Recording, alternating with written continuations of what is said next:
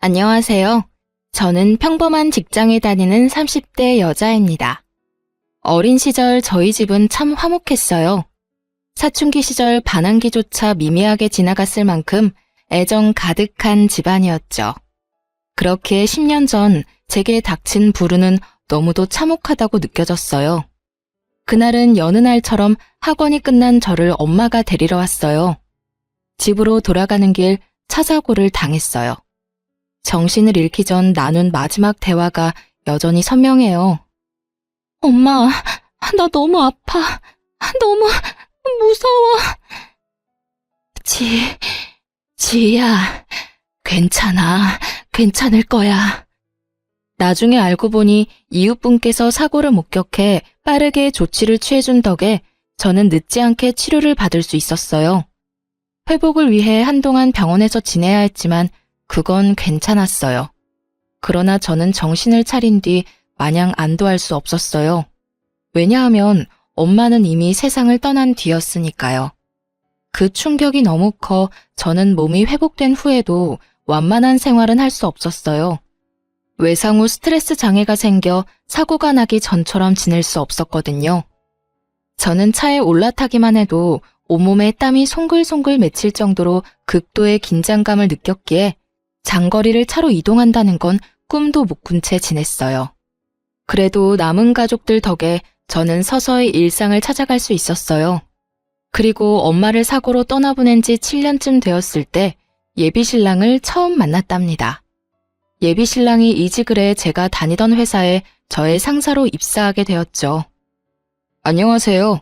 김성훈입니다. 앞으로 잘해봅시다. 네, 최지희입니다. 잘 부탁드려요. 지희 씨는 좋겠네. 이렇게 잘생기고 능력 있는 상사도 만나고. 이렇게 멋지고 아름다우신 분들과 함께 근무하게 되어 제가 영광입니다. 팀장님은 평소 남직원의 칭찬을 자주 하던 분인지라 한 귀로 듣고 한 귀로 흘리는 편이었지만 이번만큼은 공감이 가더라고요. 뿐만 아니라 저를 콕 집어 말한 것도 아닌데 예비신랑의 말에 괜히 얼굴이 붉어지기까지 했죠. 아마도 저는 예비신랑을 보고는 첫눈에 반했던 것 같아요. 예비신랑은 당시 제 시선에선 완벽에 가까운 사람이라 생각했어요. 회사에서 스카우트 제안을 했을 정도이니 인정받은 것은 물론 훤칠한 외모에 활기찬 성격까지 돋보이던 사람이거든요. 그렇기에 예비신랑은 사내에서 인기가 꽤 있었어요. 지희 씨는 일할 맛 나겠네. 그러게, 자기는 무슨 복이 있길래 굴러들어온 상사가 성우님이니? 배울 점이 참 많은 분이죠. 덕분에 전보다 업무 효율이 많이 올랐어요. 하지만 본의 아니게 저는 여직원들의 질투 대상이 되기도 했어요. 제가 눈에 띄는 편은 아니라 근무하면서 단 한 번도 구설에 올라본 적 없는데 예비신랑의 입사 이후 많은 여직원의 입방아에 올랐거든요. 요즘 이 팀 최주임 얼굴에 웃음꽃이 다 폈더라. 난 그런 모습 처음 봐. 패션은 또 어떻고요? 당장이라도 꼬리칠 기세던데요? 성우님이랑 거의 붙어있다시피 하던데 부러워 죽겠어요. 나중에는 그런 구설수가 예비신랑 귀에까지 들어갔어요. 그때부터였던 것 같아요. 유독 적극적인 태도로 저를 대했던 것 말이에요. 자기로 인해 제가 꽃뱀, 불려우 같은 꼬리표까지 달게 되었을 때 예비신랑이 저를 대하는 모습이 눈에 띄게 바뀌었거든요. 그런데 그 추문이 계기가 되어 저와 예비신랑은 눈이 맞았고 그렇게 사내 커플로 발전하게 되었어요. 예비신랑과의 인연은 제게 너무도 특별했고 또 소중했어요. 제게 생긴 스트레스 장애가 예비신랑의 노력 덕에 정말 많이 좋아졌거든요. 물론 차를 탈 때 여전히 긴장은 됐지만 한두 시간 정도의 거리는 자동차로 이동이 가능할 정도로요. 거기다 예비신랑은 우리 가족에게도 각별했어요. 엄마를 잃은 후 오랜 세월이 흘렀음에도 우리 집은 종종 가라앉은 분위기가 맴돌곤 했어요. 하지만 예비신랑이 왕래하면서부터 훨씬 사람 사는 분위기로 바뀌었죠. 아이고, 우리 성훈이 왔네. 내가 예비사위 오는 날을 손꼽아 기다렸어. 아빠도 참, 그렇게 부담 주지 마. 자꾸 그러면 우리 집에 놀러 오고 싶겠어? 저도 아버님 뵙는 날만 손꼽아 기다렸는데 통했네요. 자기야, 부담이라니. 난 너무 감사하고 좋아. 친정아빠는 언제나 예비 신랑과 함께 보내는 시간엔 들떠 있었어요. 딸들만 있어서 아들이 있다고 느껴지는 순간이 기쁘다고 했죠. 제 예비 시부모님도 참 따뜻한 분이었어요. 저를 처음 봤을 때부터 상냥히 대해주셨고 엄마를 잃은 제가 안타깝다며 잘 살펴주었답니다. 특히 예비 시모가 제게 신경을 많이 써주었어요. 어딜 가든 뭘 하든 저를 챙겨 함께하곤 했어요. 저는 그런 예비 시모에게 깊은 감사를 느꼈죠. 결혼만 안 했다 뿐이지 양가 부모님 모두 우리를 이미 가족과 다름없이 대했어요. 그렇기에 내 생에 이런 감사한 인연이 또 있을까 싶을 만큼 저는 예비 신랑에 대한 감정이 나날이 깊어갔죠. 딱 하나, 제게 남은 시련이 있다면 차를 타는 것은 어느 정도 나아졌다고 해도 여전히 운전대를 잡는 건 어려움이 크다는 것이었어요. 그 탓에 저는 제 차가 있었음에도 사고 이후 단 한 번도 몰아볼 수 없었어요. 이 이유로 차를 팔까 수없이 고민했던 적도 있었지만 제 첫 취직 선물로 부모님께서 선물해 주신 거라 쉽지 않았어요. 더군다나 그 차는 친정엄마가 직접 골라준 거였거든요. 예비신랑도 제게는 소중한 자동차임을 알고 있었던 터라 저를 대신해 관리를 도맡아 해주었죠. 하루는 예비신랑이 뜻밖에도 제 차를 빌려주라고 부탁을 하더군요. 자기야, 자기 차 말이야. 내가 며칠만 좀 타고 다닐 수 있을까? 갑자기 왜? 차에 무슨 문제라도 생겼어? 아니, 점검을 맡겼어. 내 차가 이제 오래됐잖아. 그래서 그런지 이번 기회에 이것저것 살펴보자고 하더라고. 하긴 아버님께서 타시던 차라고 했잖아. 내 차라도 괜찮다면 나는 좋아. 저는 흔쾌히 수락했고 예비신랑이 편히 타고 다니도록 며칠 보험까지 들어주었어요. 길어야 사나흘 타는 정도라고 해도 꼭 필요하다고 생각했거든요. 예비신랑은 큰 부탁을 들어준 게 아닌데도 진심으로 고마워했어요. 그리고 며칠 뒤 차를 돌려받기로 한 날이 되었는데 밤이 다 되도록 예비신랑이 차를 가지고 오지 않는 거예요. 연락도 되지 않아 얼마나 마음 졸였는지 몰라요. 이런 제 마음을 아는지 모르는지 예비신랑은 한참 후인 밤 12시가 훌쩍 넘어서야 연락이 오더군요. 왜 이렇게 연락이 안 돼? 얼마나 걱정했는 줄 알아? 미안해. 가볍게 저녁만 먹고 파하기로 했던 자리가 갑자기 술자리로 바뀌는 바람에 연락을 바로 못했어. 술? 오빠 지금 어딘데? 운전은 어떻게 하려고 술을 마셔? 술을 마셨다는 말만으로도 불안이 엄습했어요. 워낙 운전에 관한 일이라면 예민하던 저라 감정에 휘말리지 않게 이악 물고 참았어요. 하지만 곧 이어진 예비신랑의 말에 치밀어 오른 화를 주체하지 못했어요. 자기야, 실은 숨김없이 솔직하기로 약속해서 털어놓는 건데. 뭐야?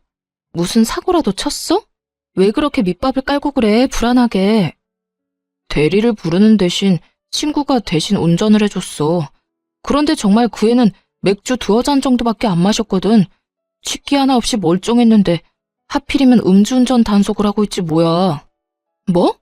그럼 지금 술 마신 사람한테 내 차를 맡긴 채 오빠까지 타 있었다 이거야? 진짜 미쳤어?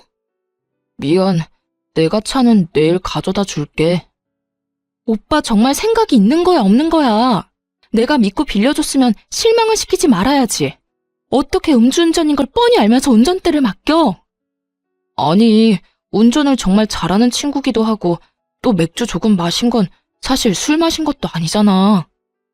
예비신랑은 핑계댈 구실을 찾는 듯 했지만 이게 그런다고 그냥저냥 넘어갈 수 있는 문제인가요? 저는 다음날 예비신랑이 우리 집 앞으로 차를 몰고 오자마자 블랙박스 확인을 해보려고 했어요. 그런 저에게 서운하다며 화를 내더군요. 최지, 너 나 못 믿어? 뭘 알고 싶어서 블랙박스까지 확인하겠다는 건데. 못 믿을 행동을 먼저 했잖아. 오빠가 음주운전을 한 건지 확인하려고 그런다 왜? 그리고 왼편 문짝 긁힌 자국 안 보여? 어떻게 된 건지 직접 확인해야 할 거 아니야. 아 그래, 내 친구가 차 빼다가 조금 긁어먹었다. 내가 수리해 줄게. 그럼 될 일을 왜 이렇게 유난이야? 저는 언성을 높인 예비 신랑을 뒤로 한 채 블랙박스를 켜 차를 빌려줬던 날부터 살펴보기 시작했어요. 그리고 뭐 또 다른 사실을 알게 되었죠. 예비 신랑이 제 허락도 없이 차를 그 친구에게 빌려주기까지 했더군요. 알고 보니 자기 차를 정비소에 맡겼다는 것부터 거짓이었어요. 제게 차를 빌릴 구실일 뿐이었던 거예요. 몰래 제 차를 빌려준 것도 모자라 긁어먹고 또 음주운전까지 맡겼던 겁니다. 저는 이 모든 상황에 열이 뻗쳐 예비 신랑을 쥐잡듯 잡아댔어요. 정말 너무하다는 생각 안 들어? 나한테 이 차가 어떤 차인 줄 몰라? 빌려주고 싶거든 오빠 차를 빌려주던가. 거짓말까지 치면서 이랬던 이유가 뭔데? 이러면서 뭐? 유난이라고? 자기야, 내가 미안해. 정말 진심으로 잘못했어.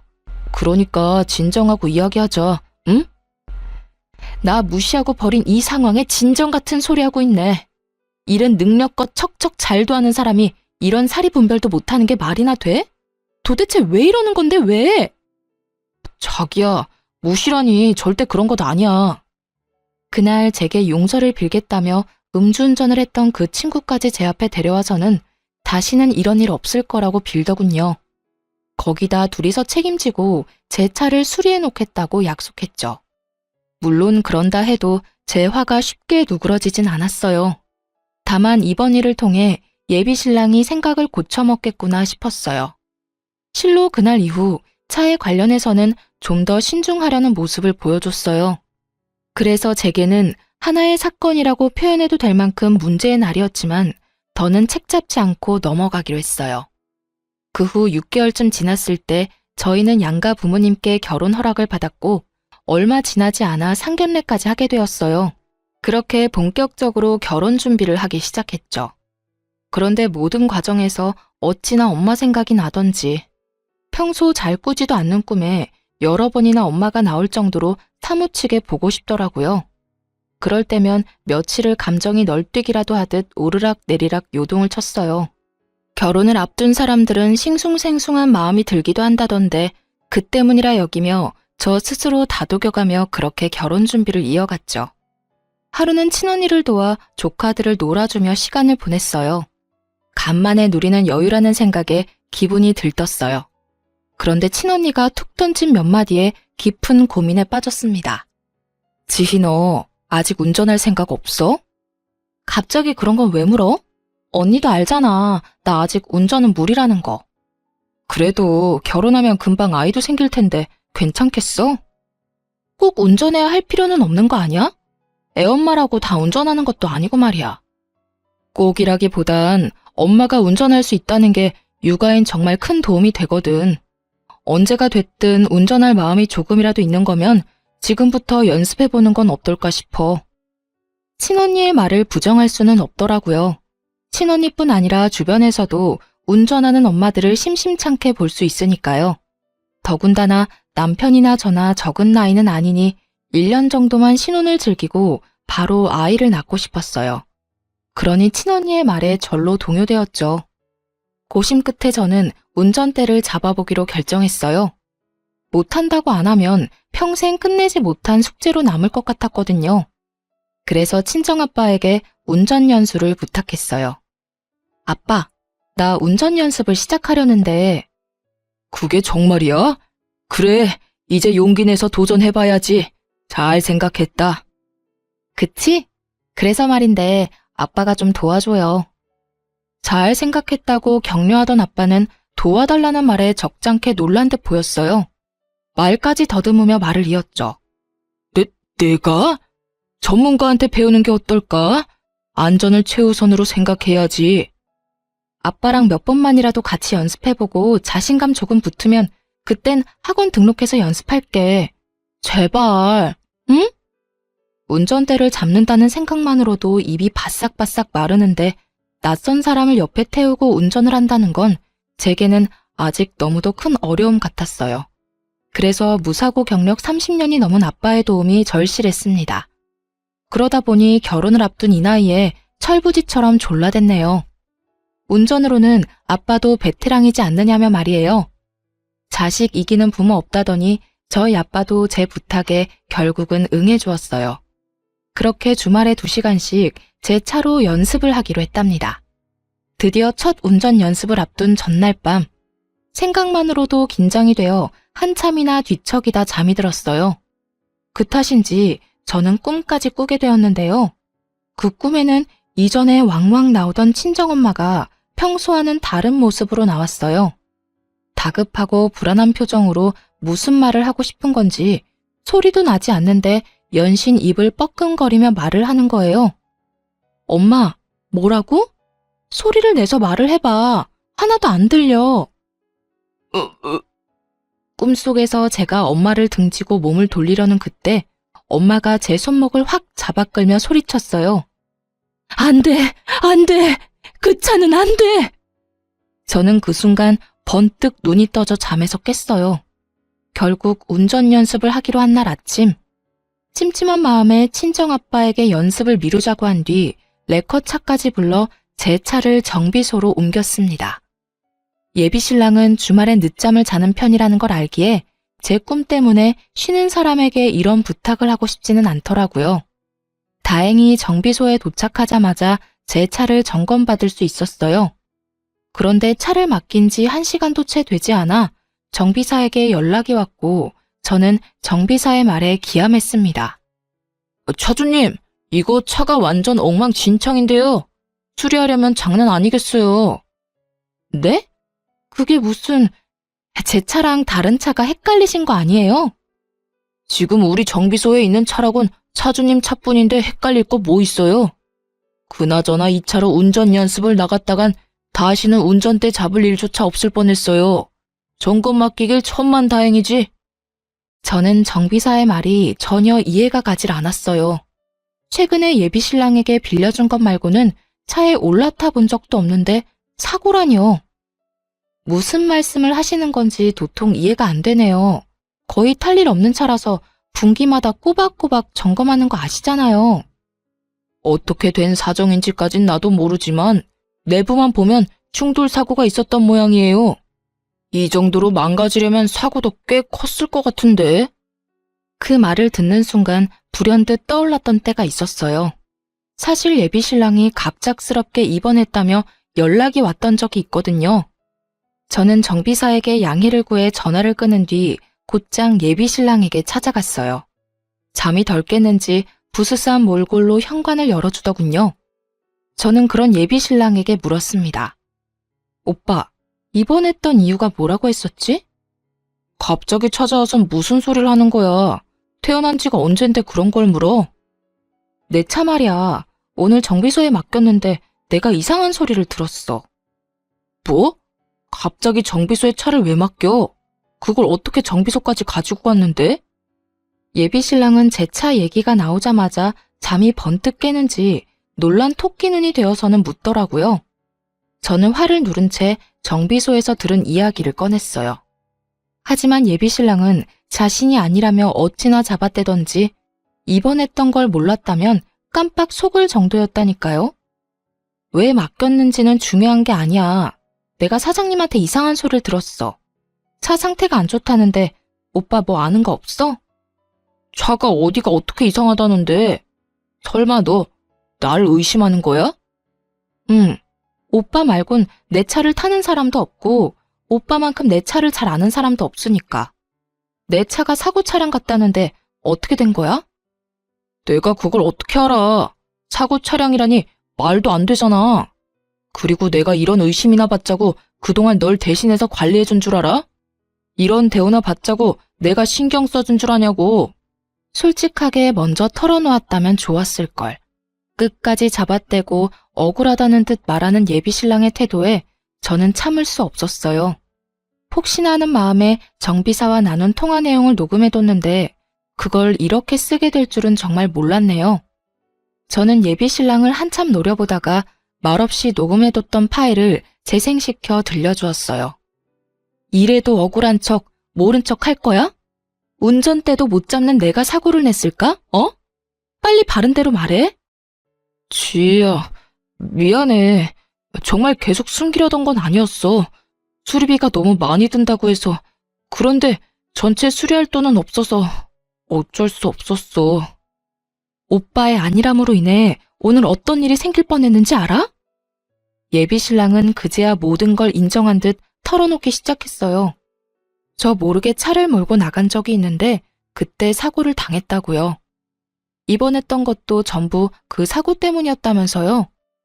당시 제 차가 없어졌다는 사실을 뒤늦게 알게 되어 예비 신랑에게 물어봤었는데 그때는 점검일이 다가와 미리 제 차를 가져가 자신이 아파트 단지에 세워뒀다고 했어요. 급작스럽게 입원하게 되어 말을 못했다고요.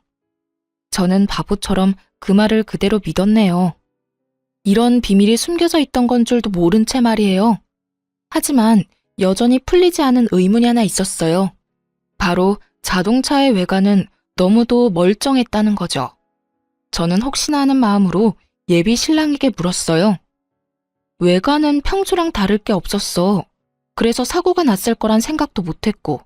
어떻게 된 거야? 외관만 먼저 수리했어. 다음 달에 보너스 나오면 그때 내부 수리도 할 예정이었고. 너는 운전을 못하니까 그 사이에 무슨 일이 생길 거라는 생각은 못했어. 그러니까 지금 오빠 말은 나를 속이기 위해서 외관 수리만 먼저 했단 거야? 내가 정말 이 일을 끝까지 모를 거라고 생각하고? 진짜 오빠가 나한테 어떻게 이래?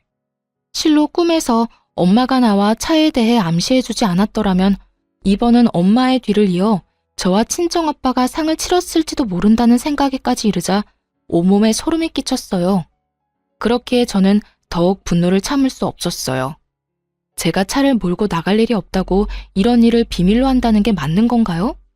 어떤 일이 생겼을 땐 자신이 저지른 일에 대해 솔직히 털어놓고 용서를 구하는 게 먼저 아닌가요?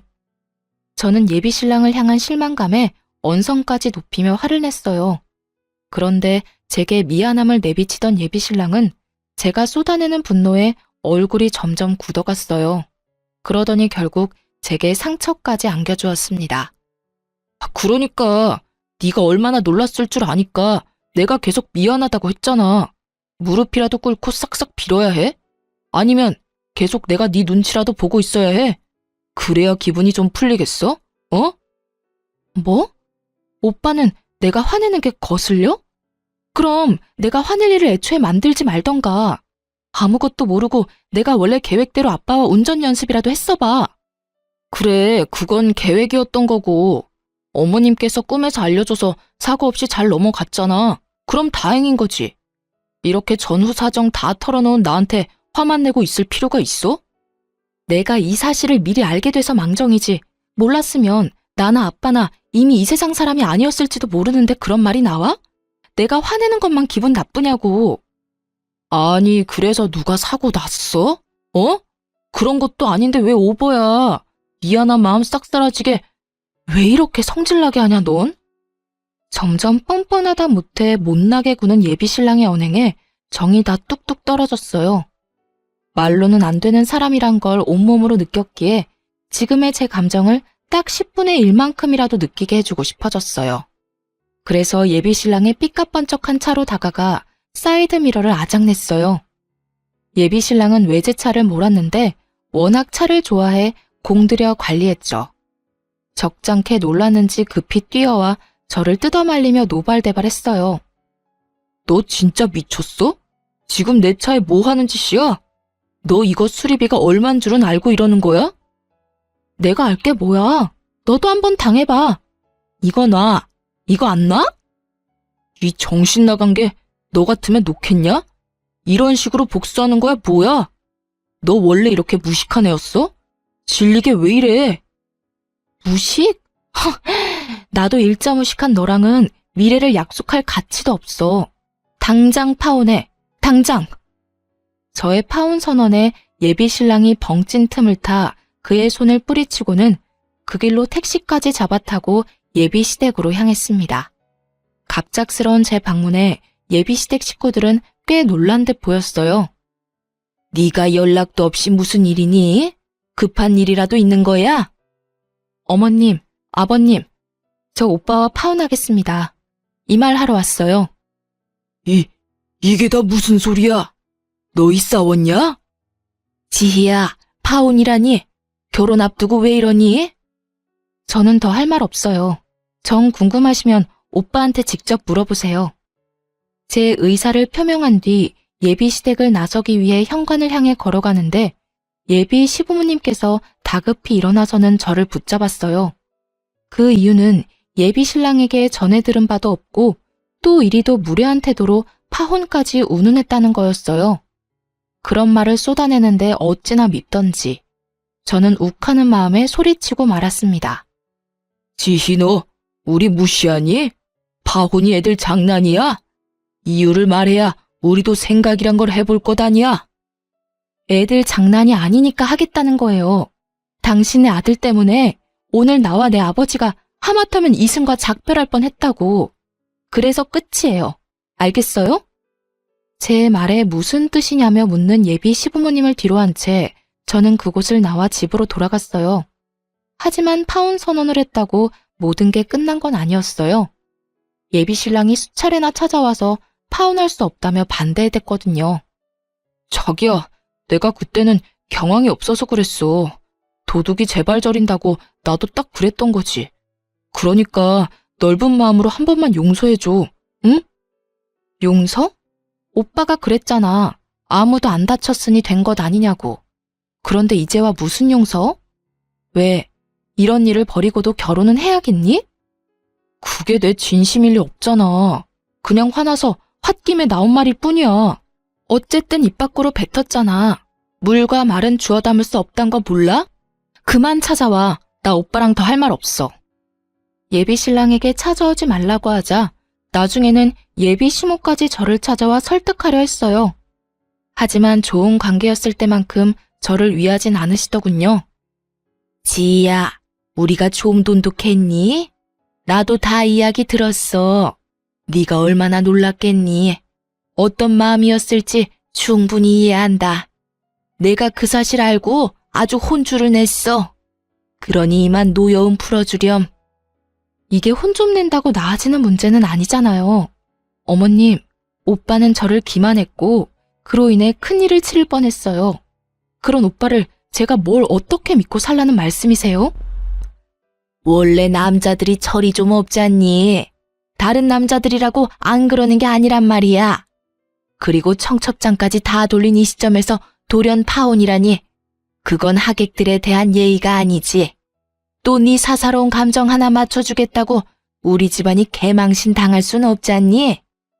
저는 망신을 운운하며 한 말에 열이 확 받았어요. 그런데 맞받아치려는 순간 이런 생각이 들더라고요. 진정한 망신이 뭔지 아직 모르는구나 하는 생각이요. 저는 진짜 망신이 어떤 건지 톡톡히 알려주고 싶어졌어요. 또 제가 원하는 대로 파혼해주지 않은 걸 후회하도록 만들고 싶었어요. 그래서 생각할 시간이 필요하다고 예비 시모를 돌려보냈고 며칠 뒤 예비 시댁을 찾아가 파혼을 무르겠다고 말했어요. 우스운 건 저를 설득하겠다며 찾아왔을 땐 할 말 안 할 말 가리지 않고 다 했으면서 막상 파혼하지 않겠다고 하니 그제야 제 눈치를 살살 보더군요.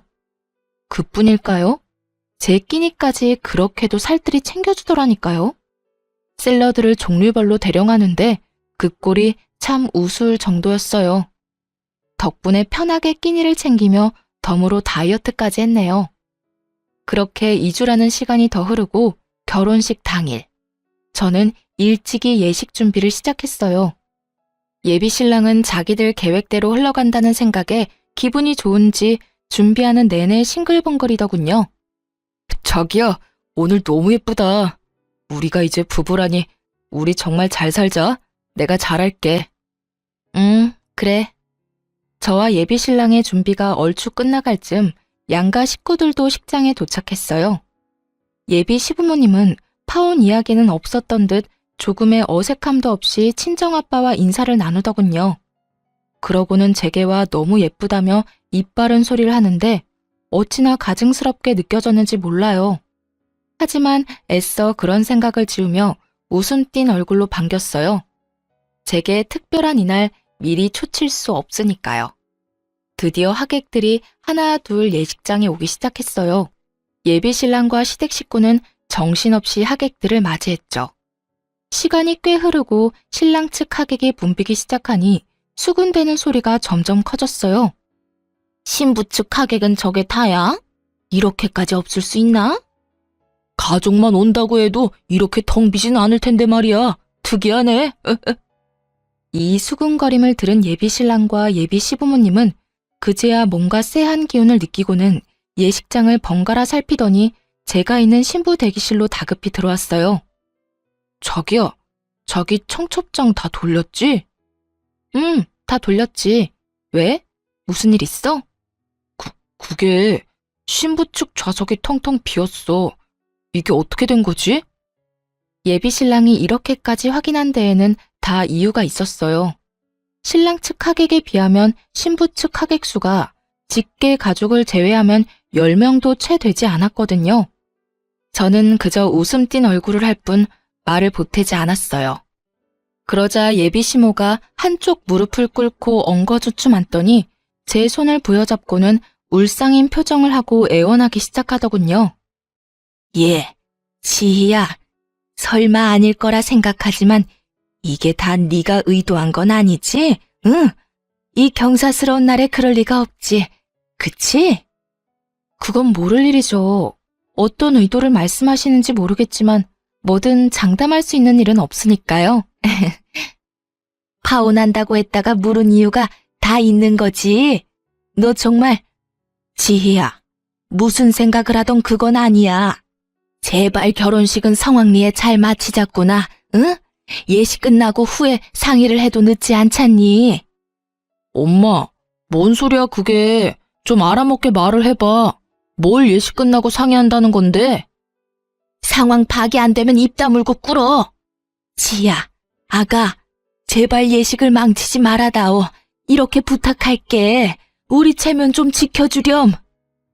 예비 신랑까지 제 앞에 무릎 꿇자 사회자가 예식의 시작을 알렸어요. 하지만 예비 시모는 제 대답을 기다리는지 일어날 생각이 없어 보였죠. 그래서 저는 여전히 웃음 띤 얼굴을 유지한 채 대답했어요. 어머님, 괜한 걱정 마시고 일어나세요. 어머님 말씀대로 성황리에 잘 맞춰요, 우리. 그래, 고맙다, 지희야. 고마워. 그럼 난 너만 믿고 먼저 식장에 들어가마. 제 말에 안심이 됐는지 예비 시모는 예비 시부와 함께 호란으로 향했어요. 예비 신랑은 도대체 무슨 상황인 줄 모르겠다며 고개를 절레절레 흔들더니 곧 직원의 안내에 따라 자신의 위치로 돌아갔죠. 그렇게 모든 준비가 끝나고 제 파혼식은 시작되었습니다. 결혼식 순서에 맞춰 저는 순순히 응했어요. 그리고 신랑 신부의 혼인 서약 순서, 신랑은 씩씩하게도 서약서를 낭독하더군요. 곧 제 차례가 되었고 저는 혼인 서약 대신 파혼 선언을 했어요. 이 자리를 빌려 꼭 하고 싶은 말이 있습니다. 저는 제 연인인 성훈 씨와 파혼하고자 합니다. 자기야, 이게 무슨 소리야? 뭐 하는 거야? 얼마 전 저는 파혼을 하겠다는 의사를 밝혔지만 어머님께서 결혼 소식을 알린 상태에서 파혼 소식을 전하는 건 개망신이라며 극구 반대하셨습니다. 그래서 성훈 씨 가족들을 대신해 제가 직접 이 자리에서 표명합니다. 말을 마친 저는 예비 신랑의 뺨을 내리치는 것으로 피날레를 장식했습니다. 제 파혼 발표에 예비 시댁 식구들은 사색이 되었어요. 뒤늦게 정신 차린 예비 시모는 뭔가 잘못된 거라며 고래고래 소리쳤지만 신랑 측 하객들은 하나 둘 자리를 떴어요. 예비 시모는 이럴 순 없다며 땅을 치며 한탄했지만 이미 늦은 후였죠. 저는 그 사이 예비 신랑에게 예식 비용 청구서까지 집어던지고는 유유히 예식장을 나왔네요. 사실 예비 시부모에게 파혼하지 않겠다고 이야기한 날 오전, 저는 모든 하객에게 파혼하게 되어 결혼식이 무산되었음을 미리 알렸어요. 그 후 정말 친한 친구에게만 파혼식에 자리를 좀 채워달라고 부탁했던 거였어요. 그래야 모양새가 그럴싸할 테니까요. 홀가분한 마음으로 집에 돌아오니 그제야 전화가 불나게 왔어요. 하지만 저는 가족들에게 상황을 알리고 전원을 꺼버렸어요. 그러자 다음날 전 남친은 저의 집까지 찾아왔더군요. 문을 열지 않으면 부수고 들어올 기세로 제 이름을 고래고래 부르며 행패를 부렸어요. 저는 이제 정말 관계의 종지부를 찍기 위해 맞섰죠. 남의 집에 찾아와서 곱게 기다릴 것이지 왜 무식하게 행패야, 행패는. 내가 오빠 무서워서 문 걸어 잠그고 모르쇠 할까봐? 야, 내가 그렇게 비위 맞추면서 잘해줬는데 결혼식을 그딴 식으로 망쳤어야 했냐? 네 막장 연극 때문에 우리 가족은 창피해서 이제 어디 다닐 수가 없게 생겼다고. 알아? 그러게, 내가 우리 관계 끝이라고 파혼하자 할 때 인정하고 좋게 끝냈으면 그런 일도 없었겠지. 오빠도 오빠네 식구도 나를 쥐락펴락하려다 그 꼴 난 거라는 걸 아직도 몰라? 또 내가 명예훼손으로 신고할 거야. 어디 언제까지 큰 소리 칠 수 있는지 한번 보자고. 어디 할 수 있으면 해봐. 나도 오빠 성괴죄로 고소하면 그만이야. 맞고소 당하고 싶으면 해봐. 해보자고. 뭐? 성괴죄? 타지도 못하는 차 좀 망가진 걸로 찌질하게 왜 이래 진짜. 그깟 차 수리비 주면 될 거 아니야, 주면. 내가 저번에도 말했지. 보너스 나오면 고쳐준다고. 괜히 트집 잡을 거 없으니까 차 들먹이는 거 누가 모를 줄 아냐? 전 남친은 제가 맞고소 이야기를 하고부터 분개에서는 입에 담기 거북한 말들까지 쏟아냈어요. 하지만 저는 아랑곳하지 않고 태연스럽게 말했어요. 차 들먹인다는 소리에서 하는 말인데 10년 전에 지금 같은 교통법이 있었다면 너 같은 자식은 방조죄로 처벌받았을 텐데 참 아쉬워. 그치?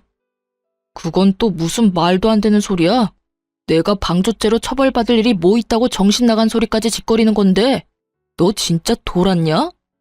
제 말의 의미를 모른 채 광분에서는 오만상을 하고 난리를 쳤어요. 저는 그런 전남친의 꼴 같자는 모습을 봐줄 수 없더군요. 그래서 조용히 핸드폰을 꺼내들고는 한 파일을 재생시켰어요. 금방이라도 저를 어떻게 할 것처럼 위협적이던 표정과 행동이 일순간 사그라들더니 곧 전남친의 낯빛이 창백해졌어요. 네가 이걸 어떻게 가지고 있어? 세상에 평생 가는 비밀이 어딨겠어. 이래서 나쁜 짓 하고 못 사는 거야. 결국 이렇게 다 들통나니까. 그 녹음 파일은 10년 전 엄마와 제가 타고 있던 차가 사고 났을 당시 나오지 않았던 증거자료이자 교통사고를 낸 가해자의 대화가 담긴 파일이었어요. 제가 어떻게 이 자료를 가지고 있었냐고요? 어쩌면 이 모든 게 하늘의 뜻이었을지 몰라요. 사실 결혼식 당일 아주 이른 시간 저를 찾아온 사람이 있었어요. 그 사람은 바로 교통사고를 낸 가해자였습니다. 그 사람은 긴 세월 한 진실을 숨긴 채 살아왔더군요. 그리고 그 진실을 돌고 돌아 10년 만에 알게 되었네요. 그 사람은 제 전남친과 절친이었던 친구이자 또 그 사고로 인해 절교까지 하게 된 사이였다는 걸요. 전남친의 친구는 예식 준비를 하는 제게 전남친이 없는 틈을 타 다가와서는 대뜸 이렇게 말했어요. 혹시 오래도록 한 번호만 쓰고 있는 게 맞다면 곧 파일 하나를 받아보게 될 거예요. 부디 꼭 예식장에 들어가기 전에 확인하시고 이 결혼에 대해 심사숙고해 보길 바래요. 그러고는 제가 무슨 말을 하기도 전에 홀연히 사라졌어요. 정말 그 사람의 말처럼 곧 문자로 파일 하나가 왔고 저는 화장실을 핑계로 짬을 만들어 파일을 확인했어요. 아주 낯익은 전남친의 목소리와 낯선 목소리가 번갈아 흘러나왔죠. 성훈이 너 정말 그 여자랑 결혼까지 할 작정이야? 무슨 질문이 그러냐? 내 결혼 계획에 문제라도 있는 것처럼? 너랑 교제하고 있는 그 여자 10년 전 우리가 낸 교통사고 피해자 중 한 명이잖아. 그 여자는 이 사실을 알고는 있어? 야, 알고 있으면 우리가 연애를 어떻게 하냐? 너 어디 가서 이런 말 하지 마라. 알겠냐? 그리고 우리라니 난 그냥 네 옆에 앉아 있었을 뿐이잖아. 말 조심해. 야, 말은 똑바로 해야지. 그때 네가 장난친다고 핸들을 오른쪽으로 잡아당기는 바람에 충돌한 거 잊었어? 평생 죄스러운 마음으로 살아도 모자랄 판국에 그 여자랑 결혼이라니. 정말 사랑해서 결혼하려는 건 맞아? 성훈이 너 도대체 무슨 생각인 거야? 이 맹추 같은 게. 넌 이 나이 먹도록 사랑 타령이냐? 걔 엄마 앞으로 돈이 꽤 나왔는데 자식들한테 그 돈을 분배해줬더라고. 근데 내 여친이 재테크로는 기가 막히거든. 벌써 그 나이에 재테크로 모은 돈이 장난 아니야. 그러니 내가 과거 운운할 여유가 있겠냐? 무슨 수를 써서든 잡아서 내 옆에 앉혀놔야지. 내 여친이 곧 내 노후인데. 과거 따위 너랑 나만 잊고 살면 죽을 때까지 아무도 몰라. 네, 제가 당한 교통사고의 원인은 바로 전 남친의 장난 때문이었어요. 핸들만 당기지 않았어도 아찔한 상황이 생겼을진 몰라도 제 엄마의 목숨까지 앗아가는 큰 사고는 면했을지도 모를 일이었던 거죠. 거기다 저와 결혼하려는 이유가 제가 모은 재산 때문이었다뇨. 엄마에게 배운 경제관념이 만들어준 지금의 아니 그런 제가 모은 돈이라는 배경 때문에 사고 피해자라는 걸 알고도 묵인했고 또 결혼까지 결심했다니. 전 남친은 제가 만난 사람 중 가장 사악하고 끔찍한 악마처럼 보였어요. 그래서 그 자리에서 전 남친의 멱살을 잡아채 막무가내로 흔들며 난리를 쳤죠. 넌 사람도 아니야, 이 자식아. 어떻게 네가 동승했던 차에 치인 피해자라는 사실을 알고도 여태 모른 척하고 나와 내 가족을 속일 수 있어? 이건 오해야. 아니, 모함이라고. 내가 저런 말을 했을 리 없잖아. 그럼 오빠 목소리와 똑같이 흘러나오는 저 사람은 뭔데? 뭐냐고. 아니라고 부인을 하려거든 좀 정성스럽게라도 하던가. 저는 한참을 전 남친에게 막말을 퍼부었어요. 그래도 분이 풀리지 않아 친정 식구와 전 예비 시모에게 꼭 밝힐 일이 있으니 당장 제 집으로 와달라 연락까지 했어요. 친정아빠와 전 예비 시댁은 다 근거리였던 터라 모두 한 곳에 모이는 데까지 시간은 얼마 걸리지 않았어요. 전 예비 시모는 불쾌함을 드러내며 격양된 목소리로 저를 채근했죠. 네가 말한 밝힐 일이란 게 뭐냐? 피차 얼굴 마주하고 있을 사이는 아니니 빨리 하고 끝내. 그리고 넌 내가 가만 안 둘 테니까 각오하는 게 좋을 거야. 저는 전 남친의 만류에도 곧바로 녹음 파일을 틀었어요. 10년 전 사고를 알고도 모른 척 저와 결혼하려던 사실이 모두에게 밝혀지자 친정아빠는 분노에 전 남친의 멱살을 잡고 얼굴을 수도 없이 내리쳤어요. 잔뜩 겁에 질린 전 남친은 그제야 제 앞에 무릎을 꿇었죠. 그리고 전 예비 시모도 더 설 자리가 없게 되자 그제서야 우리 가족에게 굴복해 그들은 하루 꼬박 손이 발이 되도록 싹싹 빌어댔어요. 하지만 개버릇 남 못 준다고 비는 그 순간에도 알량한 자존심은 챙기고 싶었는지 전 예비 시모가 이러더군요. 옛날 일이고 사고를 낸 사람이 제 아들이 아니란 건 변함없어요. 당시 제 아들에게 죄를 묻지 않은 건 다 그만한 이유가 있기 때문이겠죠. 돈 때문에 지희와 결혼까지 하려 했고 그 사실을 알고도 묵과한 것에 대한 사죄를 드리는 겁니다. 지금 시시비비를 가려보자 이거예요? 어머님, 아니, 이제 아줌마라고 해야 맞나? 아줌마 죄를 묻지 않을 이유가 있던 게 아니에요. 그냥 아줌마 아들이 요리조리 잘 피해간 잠재적 범죄자일 뿐이지. 이 양반이 입만 살아가지고. 이보시오, 지금 법대로라면 음주운전 차량에 동승한 사람도 처벌 대상이라는 걸 몰라서 짓거리는 거요? 그리고 분명히 녹음 파일에 저 자식이 핸들을 꺾었다고 하잖아. 부모라면 언제고 자식 편이라지만 죄 지은 자식 두둔하는 게 옳은 거요? 남의 귀한 자식 범죄자 취급하지 마세요. 살면서 사소한 잘못도 안 하고 사는 사람이 있답니까? 그리고 벌써 공소시효도 지난 옛날 일로 왜 이렇게 구차하게 구는 건지 돈 보고 비밀을 숨긴 것은 인정하지만 그날의 일은 그만 끄집어내셔요. 아, 그럼 아줌마, 이건 어때요? 당신 아들이 몰래 끌고 나가 아작낸 제 차, 사고 났던 거 숨기려고 겉만 번지르르하게 고쳐놨잖아요. 이건 어떻게 하실 건데요? 이 사람은 보너스 나오면 고쳐준다고는 했지만 파혼까지 한 마당에 제가 그 말을 어떻게 믿어요? 그냥 깔끔하게 법대로 해요. 이전에 처벌받지 못한 거 덮어두고 새로운 죄목으로 법의 심판을 받으면 되겠네요. 그건 우리가 당장이라도 변상할게. 지희야, 법이라는 게 합의가 되지 않았을 때 필요한 거잖니? 너만 괜찮다면 우리가 주마. 새 차를 바꾼다면 그 값만큼 전부 줄게. 제발 다 끝난 마당에 지저분하게 헤어지지 말아주렴, 응? 제가 지금 수리비가 없어서 이래요? 그 차는 제게 정말 소중하다고요. 10년 전 떠나보낸 엄마와의 추억이 깃든 거라고요. 그런데 당신 아들이 다 엉망으로 만들었다고.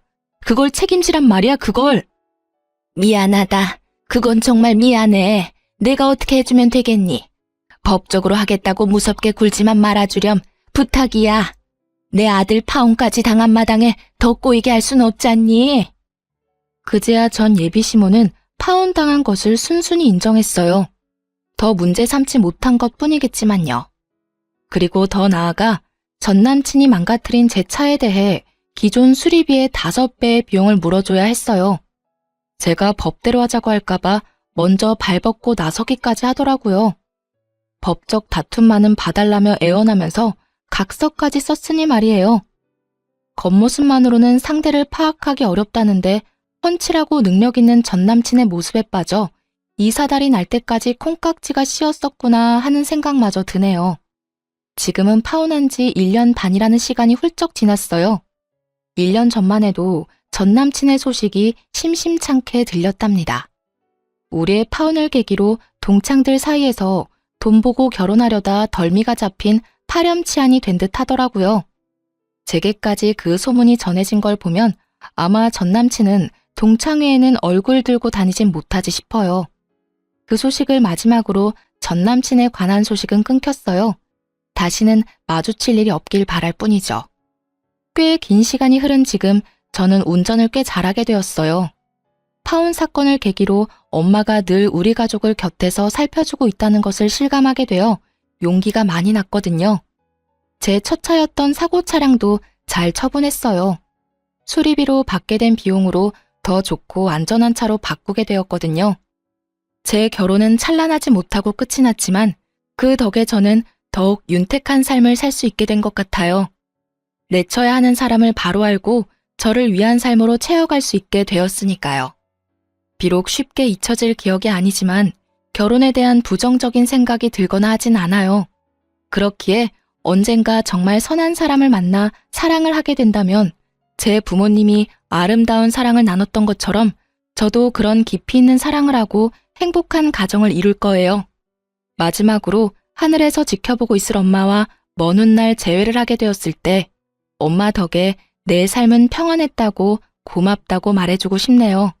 그럼 시청자분들의 안녕을 기원하며 이만 마칩니다. 긴 사연 들어주셔서 너무 감사합니다.